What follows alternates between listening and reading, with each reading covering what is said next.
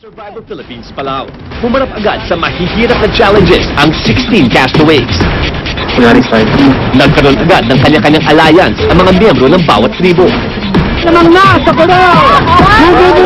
Irai, nagwagi sa unang immunity challenge. Irai wins immunity! Justine, nagsalta ng tribo. Justine, pinatalsik sa kauna-unahang tribal council.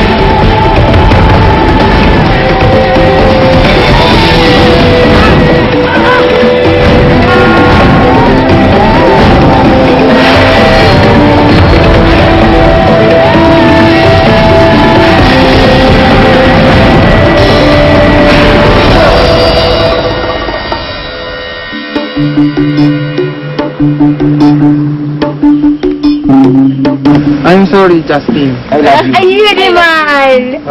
Ikaw lang nakakaibigan ng Nihongo. Pero naintindihan kita ni Operada ko sa tangan.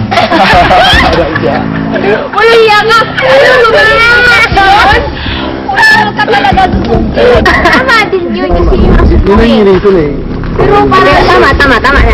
Operada ka kasi. Hindi So, kami, hindi ka na short ko makakatawa. Papashort ko talaga ha. Ah, sige. Parang 19 na kita, pero bakla ka. Parang ganun, di ba? Kilala ka na ba ng iyong tribo? Kanina kasi ako nag-che, di ba? Oo, kaya nag-school na siya. Naipapagandahin ko na nga eh. Operada ka kasi, that means na kapag ka nagkaroon pa ng challenges na malalakas, makamasaktan siya, ikaw naman. Yan, nag-usap kami ni na Suzuki, me and Mami Carl when we were like relaxing. Yung pagkaka-vote out niya nga, if it's necessary, kung tama yung decision namin. And we ended up deciding na tama naman yung ginawa namin. Pero bilip talaga ako sa iyo, Suzuki. Napansin mo kaagad, ano? Kasi una yung tinitingnan sa Bible. Ano yung napansin mo doon? Yung boses niya. Ako Yan, tapos? At saka yung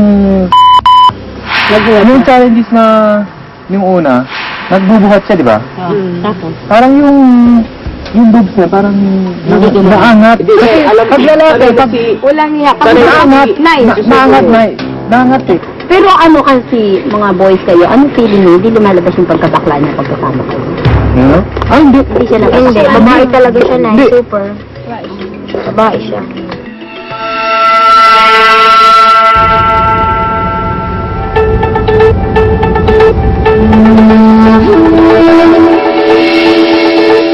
Nagkaroon na ako ng kutob na baka meron pa akong gagawin. Wala talaga sa isip ko, actually lumulutang eh. Maraming iniisip na baka ihatid na ako dun sa port na kung saan kami nang galing dati.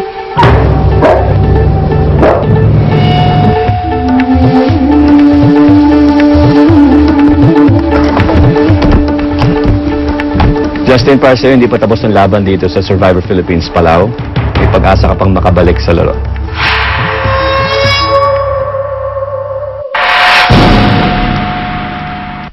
Susunod, Sabihat baka mauna na ako.